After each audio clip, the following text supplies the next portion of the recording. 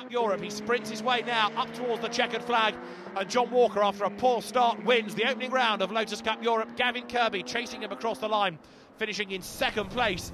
The gap at the end, only 7/10 of a second between them. And off the road ahead of us here, we're with Greg Race. That was Peter Entenfelder going off the road. He gets himself back onto the circuit. But Race challenging on the inside. Is he going to go through? Yes, there's a little bit of contact between the two. Race carrying lots of speed into the corner, runs out wide. And Peter Entenfelder now trying to get up alongside him as they come side by side across the line there. Entenfelder just comes through ahead. And the gap between them was not quite 2/10 of a second as they flashed over the line. Walker, Kirby and Cruikshank the top three. Tom Chataway fourth, and then Entenfelder and Race finishing in fifth and sixth. Now, the production class battle has yet to be resolved as well. It's Mike Edwards just ahead at the moment of James Knight, and he's got Paul Quinn and Rob Austin queuing up behind him. There is Quinn in the yellow car. Rob Austin's checkered car is next up, looking to try to get a podium place in class. He's fourth at the moment. And although early on we saw James Knight trying to get ahead of Mike Edwards, he couldn't quite succeed in doing so, and if anything, he's dropped a long way back. And so there, then, the silver car of Mike Edwards comes through to score victory in the production class at the end of a very lively opening round of Lotus Cup Europe.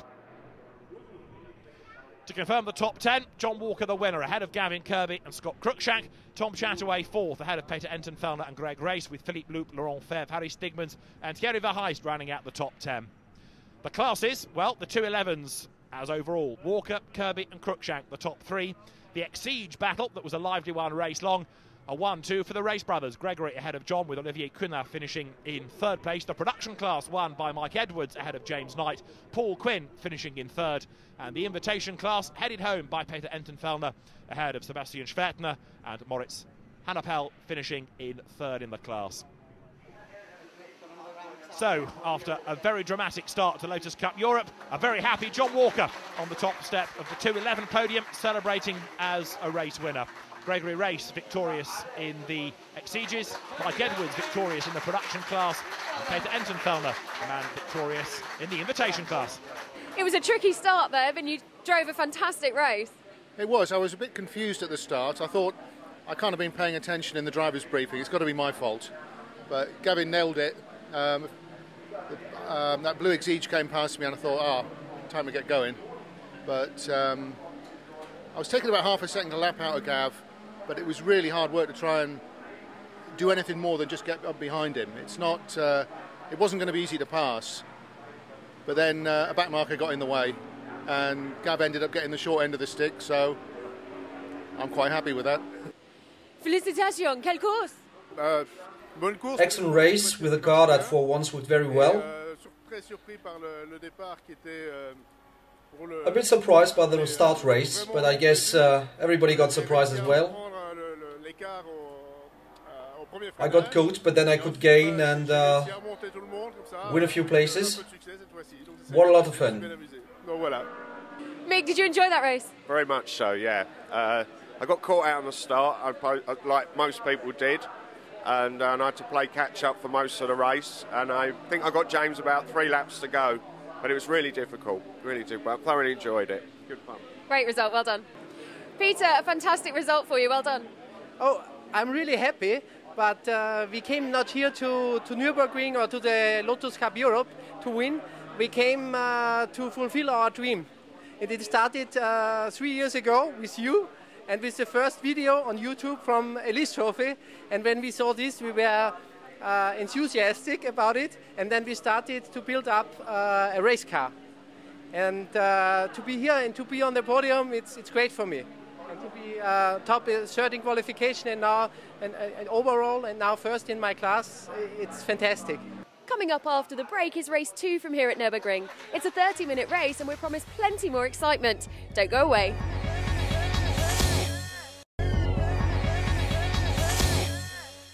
Welcome back to Nürburgring. With us today we have the local German dealership, Müller Motors. They have with them the new Lotus Elise and the Evora. Christoph, can you tell us about the cars? Okay, the new Lotus Elise come in the month of May.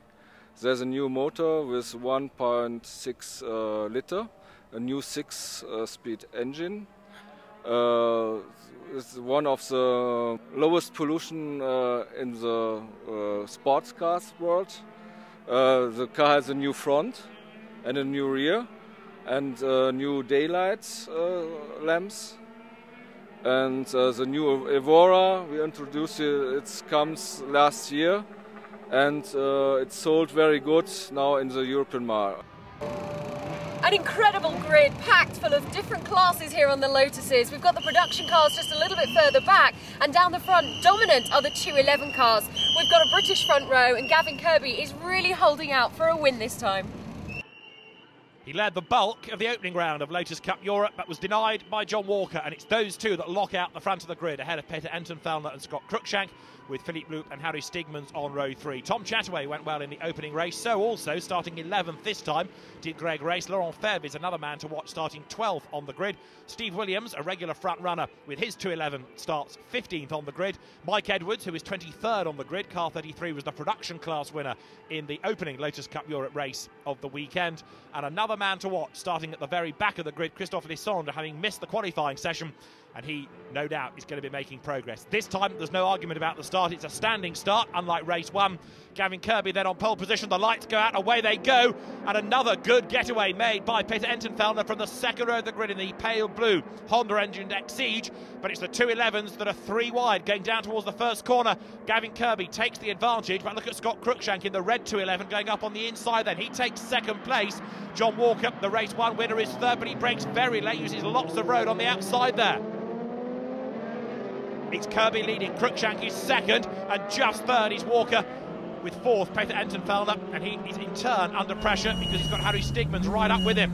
This is Scott Cruikshank's view, chasing after Gavin Kirby, and no, he's not anymore, he's chasing after John Walker. I was about to say, trying to keep Walker at bay, but Walker goes through, up into second place now. The rest of this monster field pouring through, 211s, Exiges, Elises, great battling right the way down through the field. This is one of the beauties of a multi-class championship like this, indeed the only Lotus-backed championship in existence. The top two already starting to edge away. Gavin Kirby just ahead of John Walker. The rest of the field accelerating downhill for the first time. James Knight in the silver and pink car there, one of the production class front runners. Scott Cruikshank in danger of losing third overall because right with him is Tom Chataway, who then spins. He was on the outside and suddenly the car broke traction. Tom Chataway spins, and you can see just how difficult it's going to be to salvage a good result out of all of this, because now the field's still pouring past him, dumping Tom Chataway down to midfield at the very best for him. It was a brave move. He tried on the outside, it came to nothing, and so Tom Chataway now trying to recover. Here are the two leaders. It's still Kirby just ahead of Walker, then a small gap. The red 211 is next in the hands of Scott Cruikshank.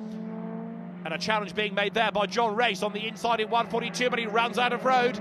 Goes all over the extra tarmac. Formula 1 safety runoff area that these days, rather than the grass that he would have been on in the olden days of the Nürburgring here. 49 you saw going through Laurent Febvre, also trying to gain ground with his 211. And Christophe Lissandre also charging his way out from the back of the grid, number 92. He's already in the middle of the field, despite the fact he started 31st on the grid. So another car to look for, number 92, in the hands of the charging Christophe Lissandre. Turning his way through the chicane, up towards the completion of lap number 1. 21 going through there. Carl Vivian with his Exige Cup 255. Peter Entenfeldner's Exige, just to make the point, runs in the invitation class because it has a modified specification. It's got a Honda engine. It's not one of the purpose-built Exige Cup 255 models. And Entenfeldner there in the pale blue Exige coming towards us in 5th place overall. And for the moment, at least, staying ahead of Harry Stigmans. Another great little battle going on behind him. 122, the white Exige nearest us is Greg Race, and his brother John goes through on the inside. They're still side by side coming out of the corner. John Race in 142 will have the inside line for the next corner, the next left-hander. Greg Race staying on the outside of him. Fantastic battle this between the pair of them. Greg Race outpaced his brother in the first round of the championship. But here, John is just, for the moment, keeping the place. Secures that as they turn right now, uses lots of curb, and Greg Race has to slot back in behind him. Two Belgian drivers then, nose to tail. The two race leaders likewise. Gavin Kirby here just ahead of John Walker. They accelerate off downhill, and despite the fact they're squabbling for the race lead, their pace is such that it's still carrying them further and further away from Scott Cruikshank. Thierry Verheijst there coming under pressure. Number 49, Laurent Febvre right on his tail. You can't miss Verheijst's car, the bright yellow.